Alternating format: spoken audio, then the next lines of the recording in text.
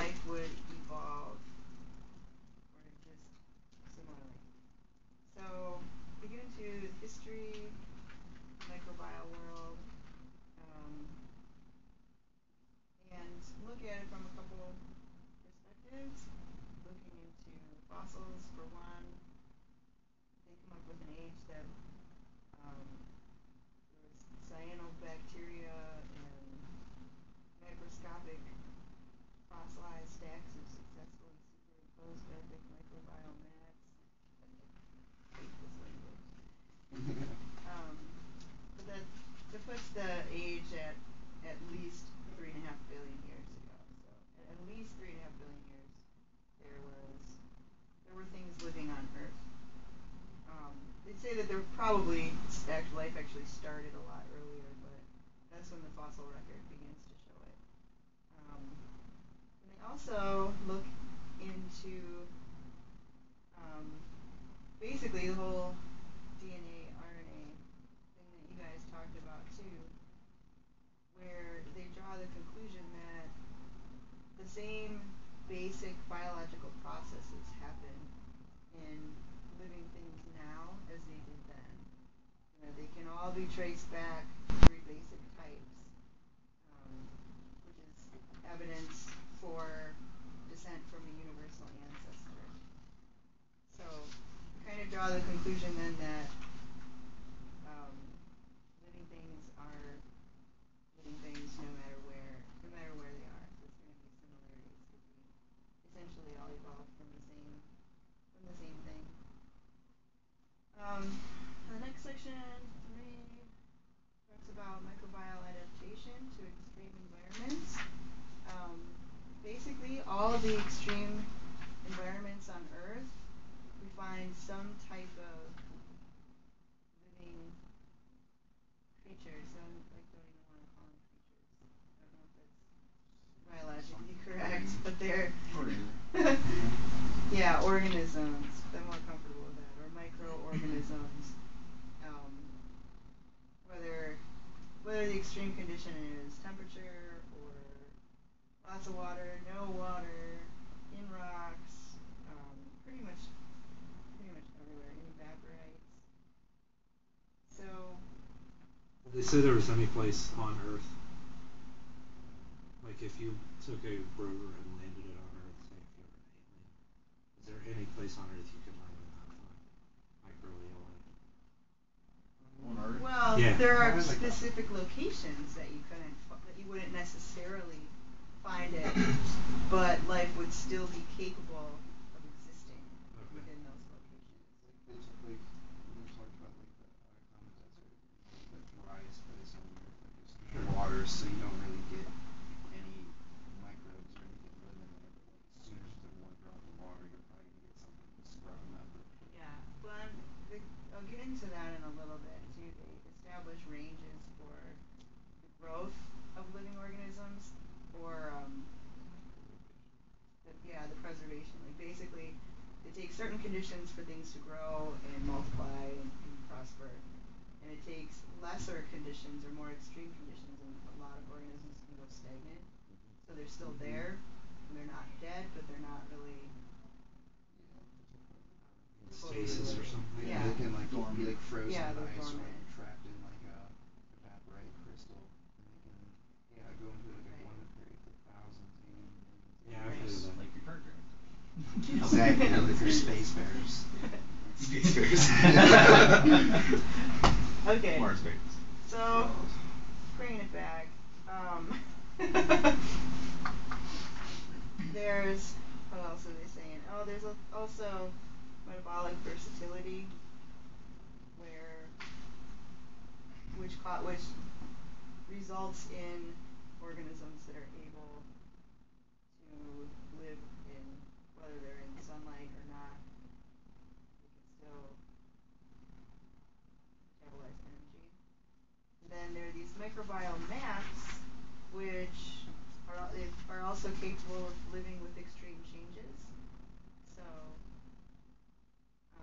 it's one thing to exist in extreme conditions, but it's another thing to exist in some common condition and then have like crazy extremes throughout it. on Earth, these microbial mats are examples of organisms that can do that. So it's plausible that there could be these giant microbial mats beneath the surface of Mars. So yeah, so table 1 goes through page 1055 the different environmental ranges that will be conducive to growth versus survival. So just survival is a matter of being in that dormant stage where the organisms are existing but not multiplying.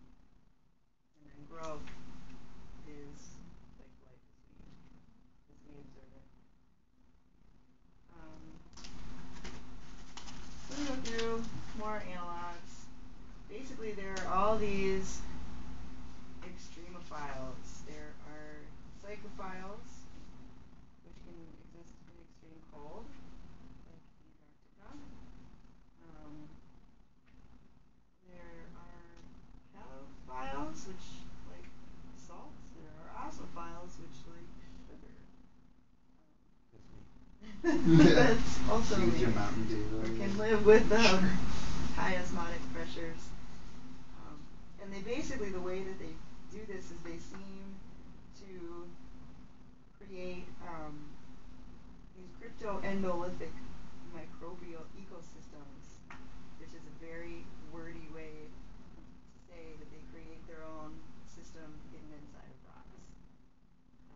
So when there's extreme conditions,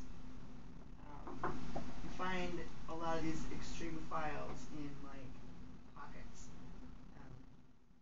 Sort of localized particular areas. Humans in the Matrix. So Really make that. yeah. References. So they're saying that in lieu of Mars being dry, in lieu of Mars being cold, if life existed at one time, it may have just withdrawn into more protected environments. And that we could also look for it within evaporites. There may be extremophiles that are extracting energy I think I've heard of it that like if there ever was life on Mars, that it would just be completely gone. Like no life now. Like it would have to there'd have to be some remnant yeah. organisms that At would least just been like, oh, I don't like it on the surface anymore, so now we're just gonna go subsurface, you know. You can't just get rid of all life. I guess you have to consider what time it occurred and then what processes may have covered and masked such Yeah, remnants. I mean, yeah, but they might just be covered in mass. I just find it really hard to believe that it just like one day somebody flipped a switch and all life died. Yeah. That's I'm not sure how there's some life is. evidence. If there was ever life, I'm sure that there's some evidence. It's just a matter of how much and Yeah, what's how the much, likelihood of where us is like it? hitting that Finding spot. it. Right. I mean, it could just be like some isolated spots throughout the highlands, and we're gonna someday, eventually, hopefully, have samples from Mars. But what's the likelihood that they're gonna contain that evidence? You know. That would be lucky. In a right outcrop. Yeah. So anyway, back to the snipping paper. So they also address the UV radiation climate, and as we know, it's a lot higher on Mars, but it also was a lot higher on early Earth. And they found from organisms on Earth that they basically either retreat into a better environment, like I mentioned previously, or they produce like their own sunscreen. Yeah. That was in our paper too. Produce pigments that Yeah. block UV radiation. What's the SPF on that? Which is basically what our Just gonna sunscreen rub is like made microbes from. on yourself. Well, and I Sunblock. mean, humans kind of do that too. Like there are people that are more Mhm. resistant, Skin resilient in color. the sun. Exactly. Right. A lot of it's based on skin color. And then there's also we can produce some like repair mechanisms, which to an extent humans do too. I mean, we recover from sunburn. Yeah. It's just this is more like It's way more extreme, but yeah, it destroyed your DNA, not just like a sunburn. Like right. your DNA is now ruined. But there Right. are things But it's like a tangible example. Yeah. You know, that like we've evolved somewhat. There's things sure. even in our cells though that it'll go along your DNA if it finds something wrong and like try to fix it. Yeah, If it they can't, then try to it fix it, can't, but but you can only fix so much damage. yeah. Their little cute proteins. Yeah, all the biology that I barely remember. Okay. Learned So is that's my feeble attempt at a vague summation of microbial environments and histories on Earth. The so the methods that they use, I did find this pretty interesting. The whole methods section is pretty well summarized in Table 2, where they break it down into 4 general approaches to how you look for life on Mars. So you have the direct observation of structural indications of life, where you can use just direct microscopy.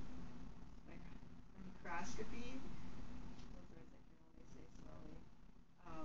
Also macroscopic observation, where you can just look at samples or surfaces that we have access to look at, either through imagery or someday sample return. They use this epifluorescent microscopy, where you insert a dye into the sample and then hit it with UV light. So certain structures will light up when you shine the light on them. Confocal laser scanning microscopy is, I can't remember what it's called, but it's like where you have the stage, your microscope stage moves, where you can rotate it like at 60 degrees. And you do it incrementally so that you get like a 3-dimensional view of what you're looking at. Like I can't remember the word. There's like a common word that I know you all know. Use it for like whole crystal analysis and stuff like that.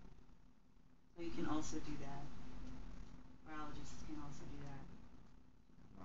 It's what else is doing it. And a scanning electron microscope can be used for subcellular structures, which is another thing. It's just kind of cool that like our methods cross into biology methods. Then the more preferred, so because these will give you like observations that aren't necessarily going to be conclusive or are more difficult to achieve. So the preferred method is the detection of microbial activity, where number 1 would be cultivation. Like if you can grow a culture, for example, then you pretty much got dead zinger that what you have is living. There's some situations where there's like living evidence of living material, or there's DNA present, but it's not gonna